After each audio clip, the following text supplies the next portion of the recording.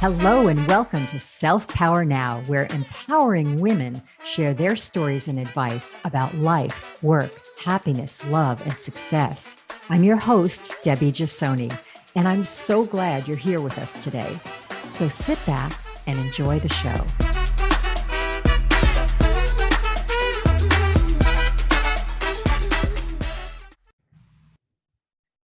Today, we're talking to my friend, Silver Rose. Silver has an impressive list of accomplishments in her early career and her later career.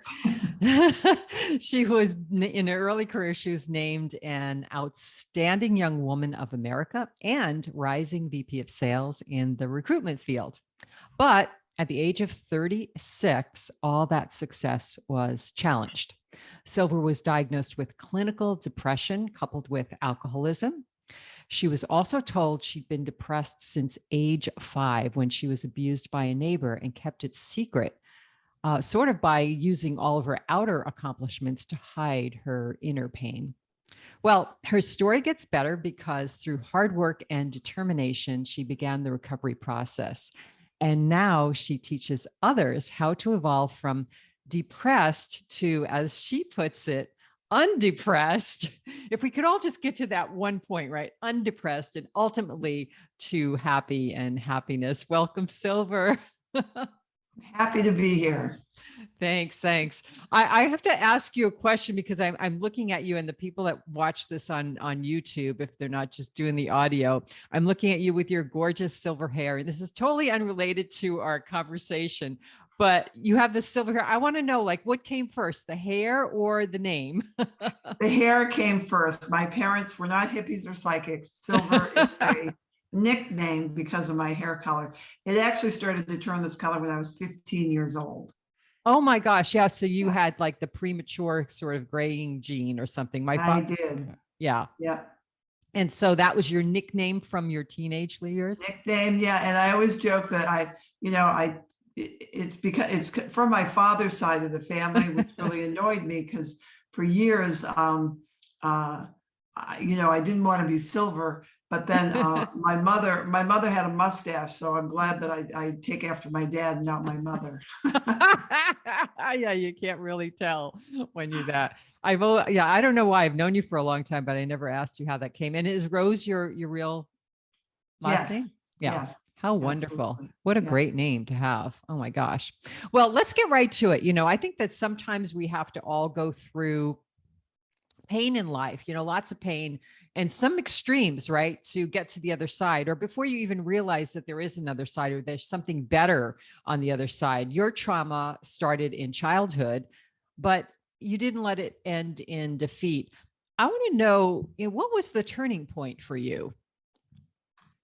Well, Debbie, I've always been a seeker, and I know you're a seeker as well. I've always been looking for answers. And so even when I was little and depressed, I didn't know I was depressed, but when I always thought there's got to be something better, because if life was this horrible all the time, people would not hang around. They would just, they would just leave.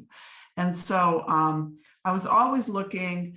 And I think the biggest turning point for me, not necessarily in my depression, but in my path out of depression, was when I was when I was between the 8th and the 9th grade. I'm glad you can laugh right away. Oh my God, yeah. Because it's such a traumatic story. Yes, well, I didn't tell anybody, so it was just like I carried this around. But between the 8th and the 9th grade, I was in big trouble with my father, which was not unusual. Right. And I was grounded, and the only place I could go was the library. And I have 5 siblings, and my oldest brother, I thought, was always the favorite. And he was an athlete, which even if I'd become an athlete, it wouldn't have mattered to my father because I'm a girl. But he was also student body president. And so I thought, well, if I become popular like Dennis, my brother, then maybe my dad will like me more. So I went to the library, and I took the librarian aside so nobody could hear me. And I said, do you have a book that'll help me be popular?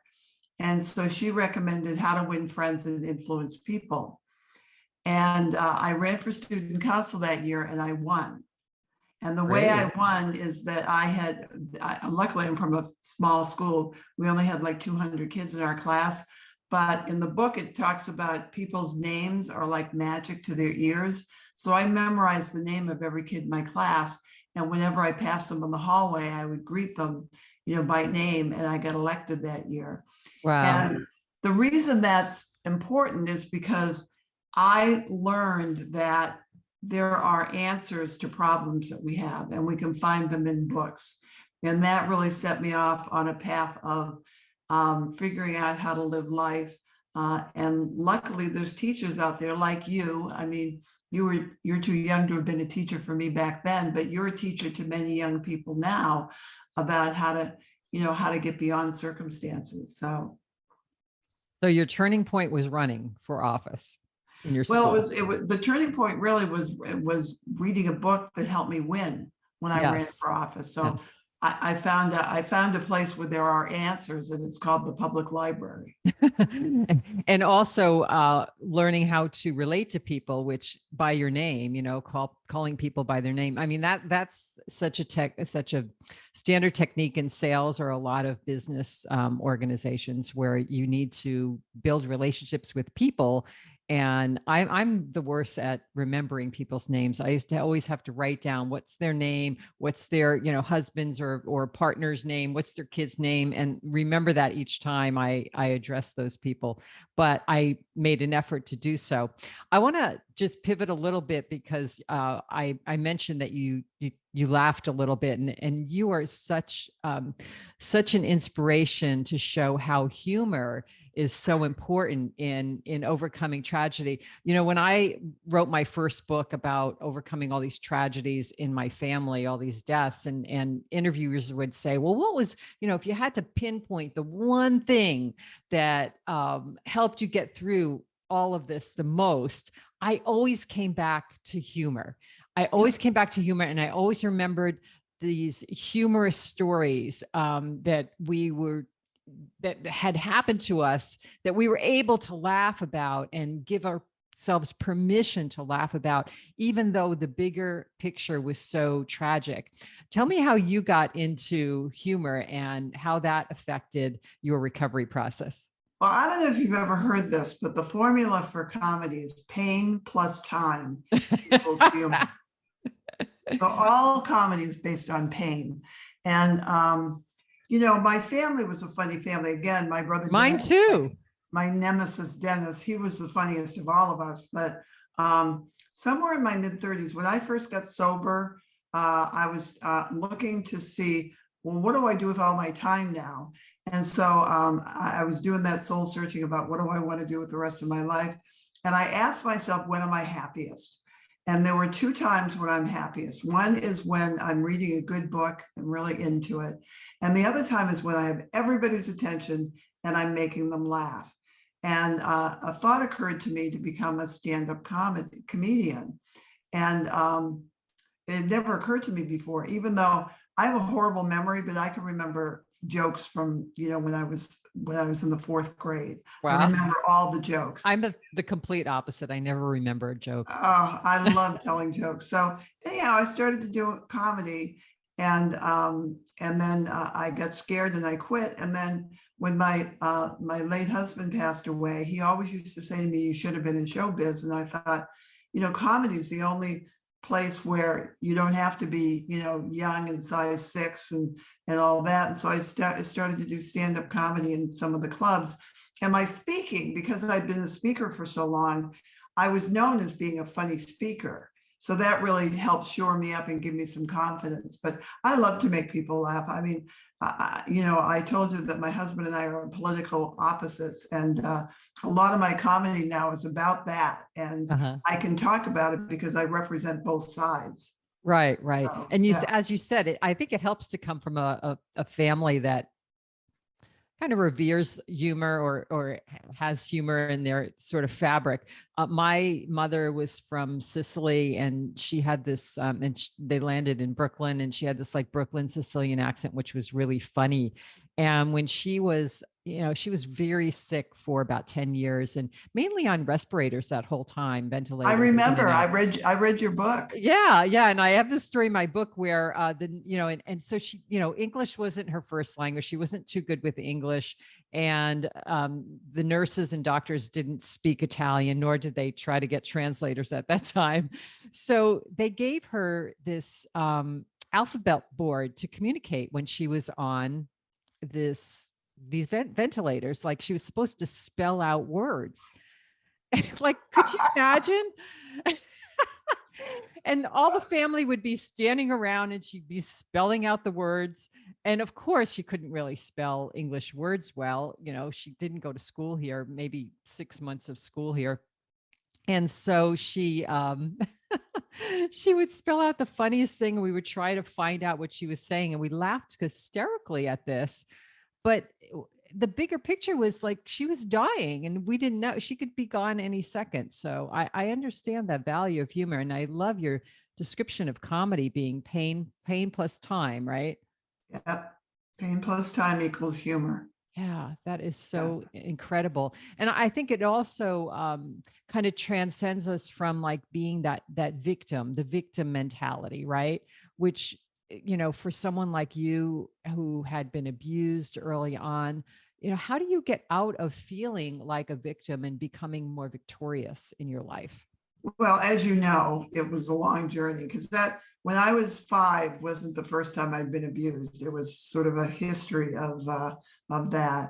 And I did all the textbook psychological things. I acted out. I was promiscuous. I drank way too much.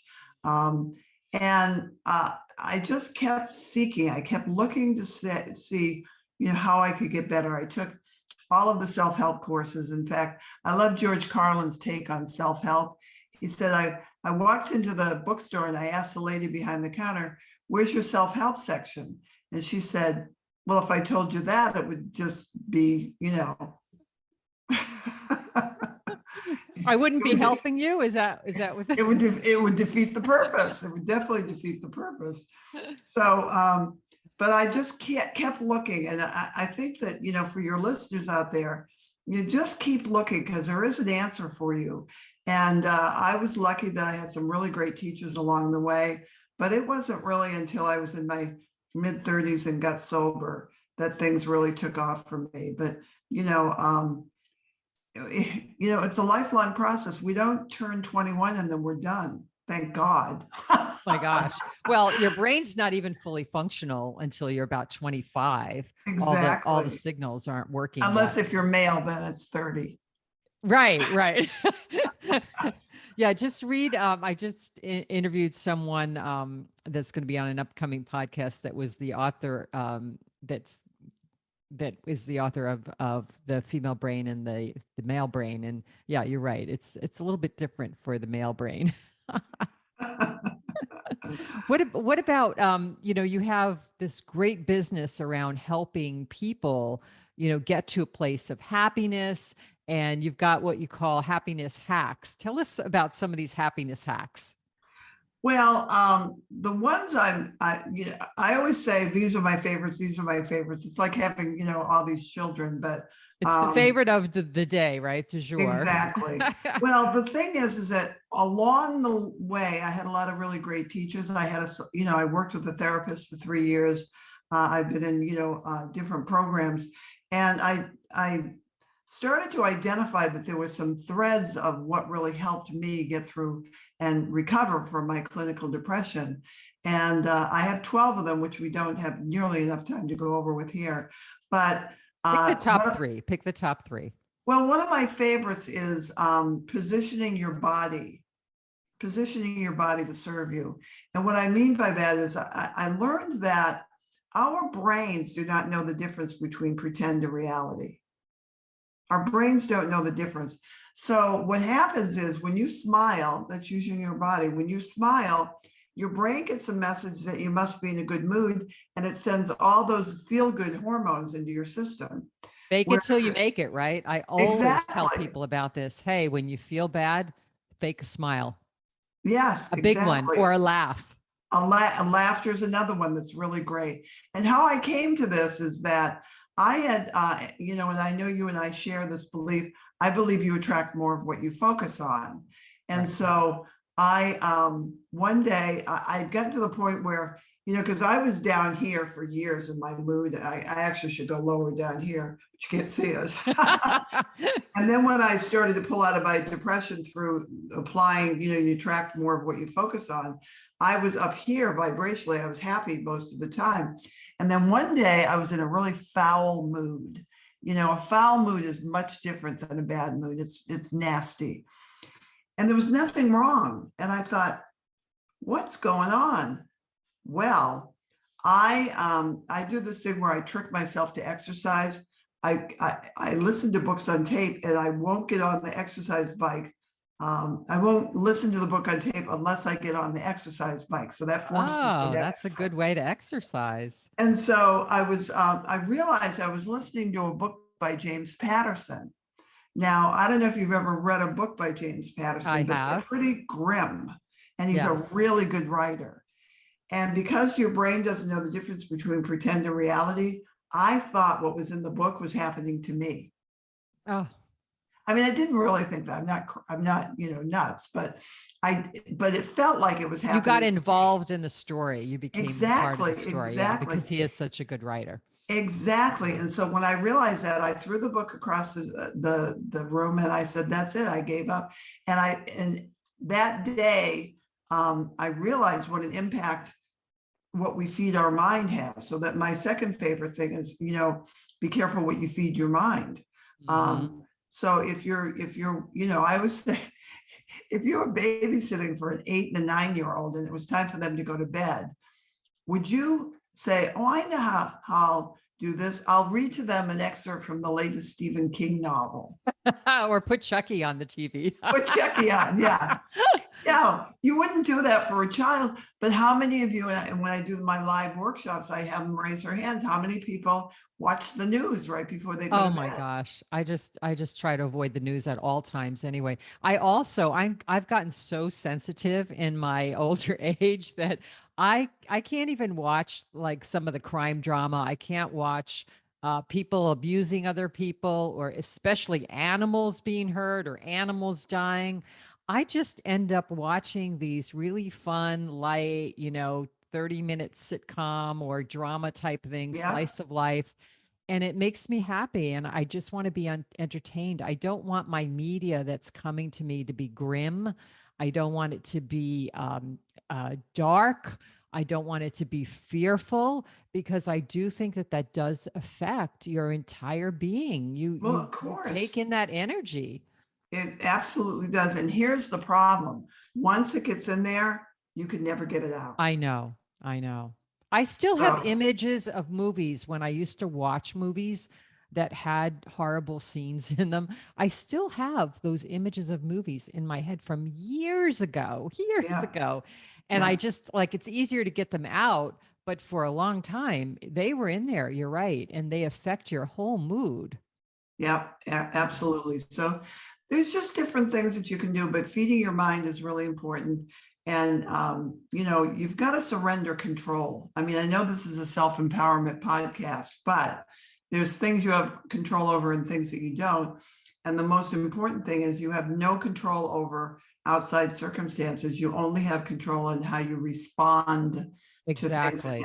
Exactly. And I think that in itself is very empowering, to be able to let go of control. That in itself is self-empowerment, I think. Yeah. But when I was when I was first when I was doing all these self-improvement workshops and all these things trying to get the answers, I mean, one of the things is that in 12-step programs, the first step in a 12-step program when you're addicted to something is you have to admit you're powerless. And I was appalled. I was like, not you, what? Not Silver Rose. What? Oh no, I saw a powerless sticker on a car one time, and I literally had to stop myself from pulling up next to them and saying, are you kidding me? Stop, take that bumper sticker off. That's terrible. That's but funny. now I know I'm powerless. So, yes. And to your point about, what you consume, I think you consume energy from the people around you. as well.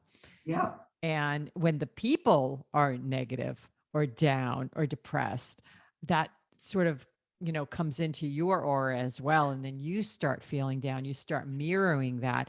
And I was talking to someone yesterday about, well, what do we do with this, when the world is depressing, when there's bad things going on in the world, whether that's war or famine or, the environment and whatnot, because we're all part of this collective consciousness, right? And we're all taking in that energy. So more than ever to focus on more positive, uplifting information and people and media is so important.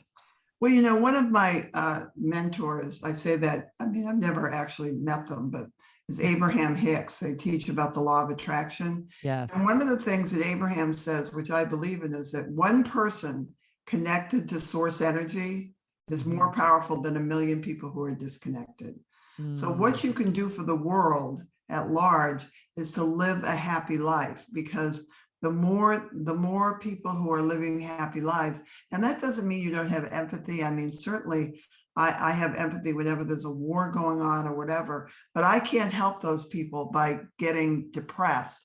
I can help those people by praying for their greater good and for, doing whatever little thing that I can do, whether it's send some money or, whatever. But you can't help people by getting in the ditch with them. You just can't. No. And that goes back to what you said about recognizing what you can control and what you can't control. Yeah. There's only so much you can control. And I always say, pray, if you're the praying kind of person, praying, for people in unfortunate situations, for, organizations or countries going through problems, and also just sending love, just the intention of, okay, I'm going to send love to those people that are suffering. I'm going to send love to the people that are abusing other people. Yeah. I'm going to send love, because we've all been those people at some point in time. We've all had lifetimes where we might not have been, the most upstanding citizens, right? And we have to recognize that. I mean, we were talking about that before the podcast, when you talked about your husband and you have different political beliefs. And that's okay. We all have to, survive together. We all have to live together. But underneath it all, underneath all the beliefs and the, what you look like and the silver hair and the clothes and all that stuff, is a spirit of love. And everybody is the same. Yeah. Yeah.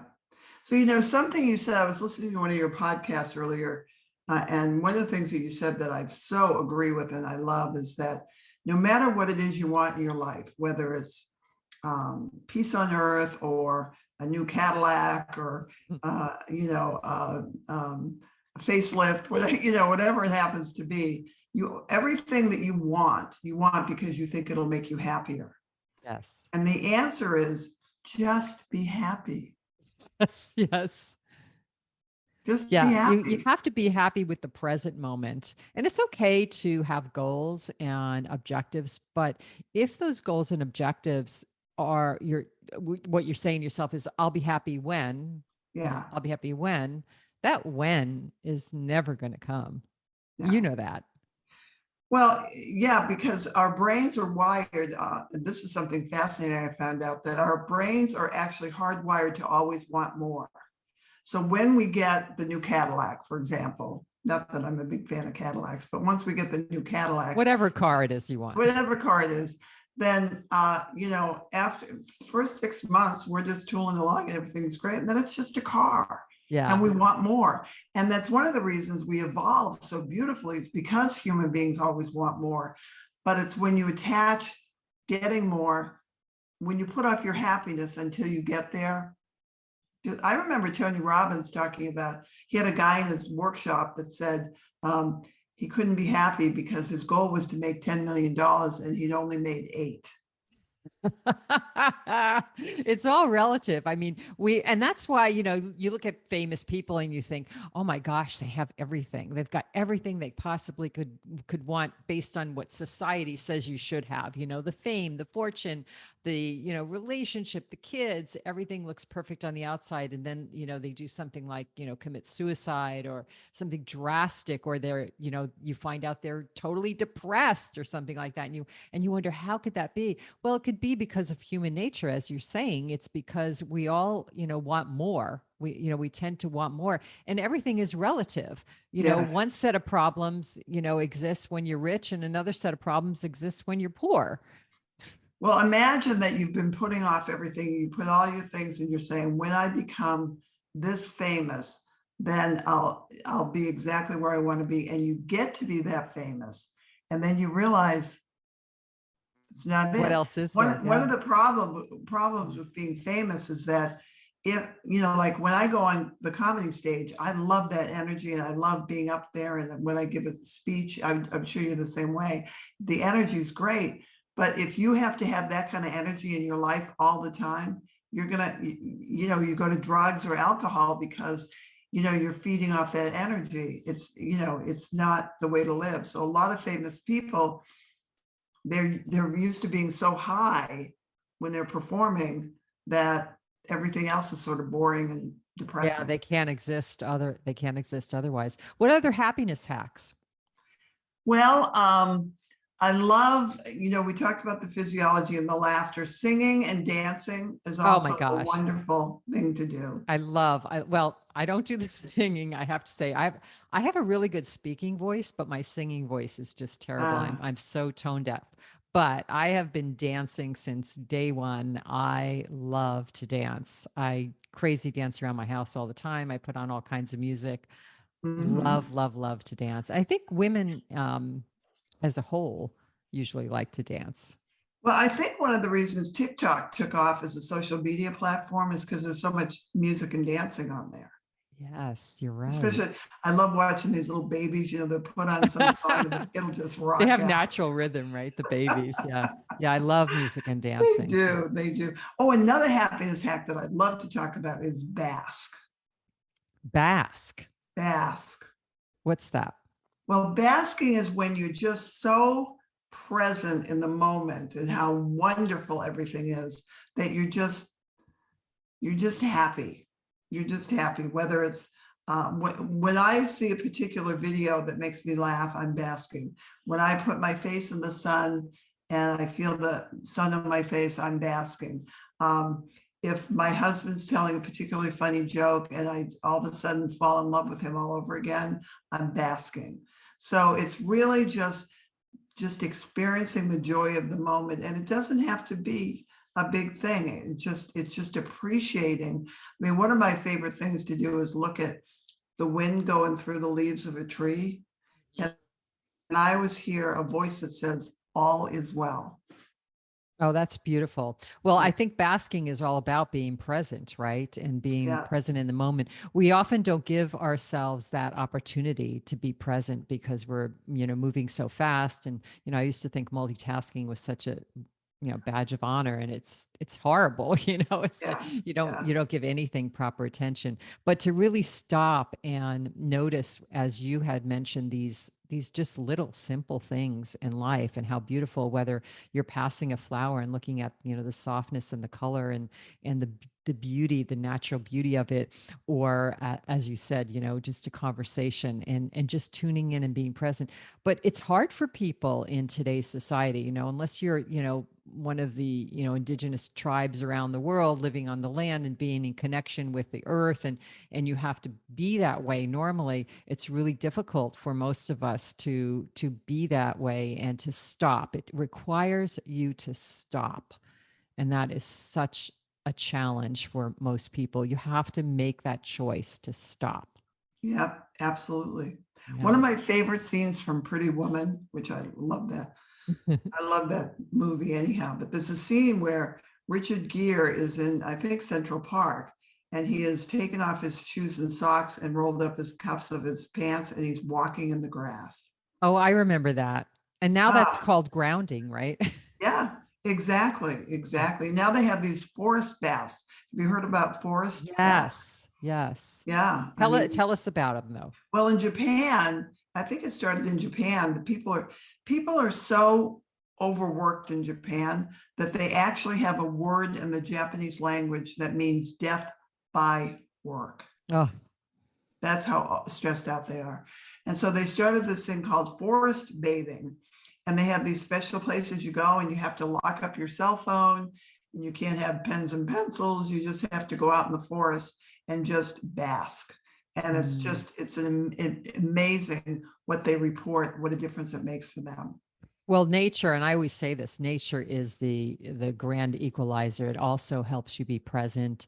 It also helps you just discover something that you have no control over, but yet is beautiful and brings you such beauty and joy and also oxygen and all kinds of other things. I was just watching the Obama narrated series on national parks around the world, and I love, understanding more about, how, the forest or the ocean helps us in our daily lives that we don't really even realize. And when you get into nature, you really understand the relationship that we all have and how connected we really all are.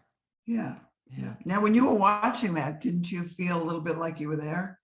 Yeah. Oh my God. The scenery and the cinematographer. Oh, just Yeah. beautiful, beautiful. Yeah. So what do you do? What do you do on a daily basis to keep yourself on the up and up and keep it? I mean, it's hard when you're teaching, because I do this a lot too, teaching and talking to people about happiness. And sometimes I feel like I'm like the shoemaker without the shoes, right? I'm like, I have to reteach myself what I'm teaching other people, Yeah. because that takes a lot of energy and you want to be up for people. And then, lots of times I go back into my room and get into a depressed state too. And I'm like, Yeah. okay, put on some music or, do something. What do you do daily that kind of keeps you level headed? Well, I would say the number one thing I do every day is laugh. Yes. I love to laugh. I have on my DVR, I have episodes of Friends, episodes of Everybody Loves Raymond, episodes of the Big Bang Theory. And then I mentioned I love to watch these short videos on the various social media platforms that make me laugh. But there's just that we're so fortunate in this day and time that we have these things that we can do. If you type into a YouTube search bar, babies laughing, I mean, it's amazing, or puppies playing. Oh my God, I puppies. mean, I'm such a big dog lover. I just love watching puppy videos. But to your point, I do the same thing. And I don't know where I read it recently, but I read something about if you watch kind of sitcoms from your youth that made you laugh, that it will kind of transport you back into that kind of more freeing time in your life where you didn't have a lot of responsibility and stuff. yeah, And for me, I love watching shows like, I mean, I even go farther than you. I mean, I love the ones you mentioned, Friends and whatnot. And those were all 90s and whatnot. But I go back to watching things that I used to watch like repeats of when I was a child, like Bewitched or, like I just love, I know it sounds crazy, but it just makes me feel good. It's just so fun. And I just noticed a show that I had never watched when I was young. It was out before I was like watching television on a regular basis. And it was from the late 60s. And I was on my TV control Roku or whatever, and I saw that it was up on the Roku. And I'm like, oh my gosh, I kind of remember the show, but I don't because I was too young. And it's called That Girl, and it's Marlo Thomas, yeah. and it's from like the late 60s. And yeah, it's so dated because she has this dating relationship with this guy, and they don't, Donald. yeah, Donald, and they don't have sex and all this stuff. But it's actually, it's just like this sitcom. It doesn't have like a recurring theme or anything. It's just like, okay, here's what she gets into this week, Yeah, and it's yeah, so fun to watch. yeah. And I like to kind of watch those kinds of things right before I go to bed. I like to laugh a little bit. And sometimes I'll have like funny dreams around them, which is so great. Yeah. Well, I heard the same thing about music from a happy time in your life. Yes. So if you Yes. listen to music from a time in your life when you were happy, it transports you, as you mentioned, it transports you back in time Yeah. and you What's feel on better. your playlist? Well, I I I like music from the early 70s, and Smile a Little Smile for Me, Rosemary, and I love the Temptations. I know you want to leave me. Yeah. I don't like the Supremes. I never liked the Supremes, but I love all of But that. that era, yeah, it's Yeah. funny because I actually love music from and a time before I was really listening to a lot, like the mid 60s, late 60s. I thought that music had some really great messages. Yeah. The Beatles and a lot of them, and it's so timeless, and what's nice now is on my Alexa, I could say, hey, Alexa, play, 60s soul music, and I get this whole playlist. But in terms of like my dancing, if I really want to like get up and move, I do like 70s funk music, Yes. because that really makes me want to move. And you're right, it does put you back into a time where, yeah, things were better. And it's funny you mentioned that, because in my courses, I have 4 courses for self-empowerment, and each of those courses has a playlist on Spotify. So the course Be Happy Now has a playlist that makes you happy. The Be Healthy Now has a playlist that gets you moving. The Be Zen Now has a playlist about all, great things in life, and Loved has love songs. So it's really important. Music is so important to our well-being. Absolutely. Yeah. But I'll tell you the number one thing for me, if I get down or whatever, is to pick up the phone and call somebody. Not for me, I mean, doing it for me, obviously, but to find out how they're doing, because service is the number one key to happiness, service to others. Oh, I agree. And if you're really, really depressed, do something for someone else, and that will really get you happy, I think. Yeah. Well, that's a great ending to our show. Thank you, Silver, so much for your presence here with us today and all of your insight. And I just want to laugh when I'm with you, because you're so you're so uplifting. And we've established, if you laugh or you see someone laugh, you're gonna laugh. So why? Absolutely. I'd much rather laugh than cry. And that's what I say about going through tragedy and challenge in life. Wouldn't we all rather laugh than cry, right? Yeah, absolutely. Well, listeners, you can find links to connect with Silver, hear more shows, or sign up for free programs on selfpowernow.com/guide. For example, if you're looking to have more love and better relationships in your life, and who isn't, join my free 5-day self-love challenge, or come on my monthly Zoom Women's Love-In, where you can actually ask me questions live. That page again is selfpowernow.com/guide. I wish you all a wonderful day. Come back and join us next time.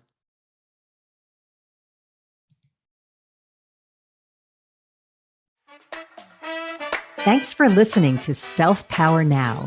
If you enjoyed today's show, please share it with others, follow it on your favorite podcast platform, and join our community on selfpowernow.com and receive 3 free happiness gifts. And while you're there, if you're looking for more ways to be happy, healthy, peaceful, and loved, check out my books and new online courses. Until next time, this is Debbie Jasoni wishing you self-power now.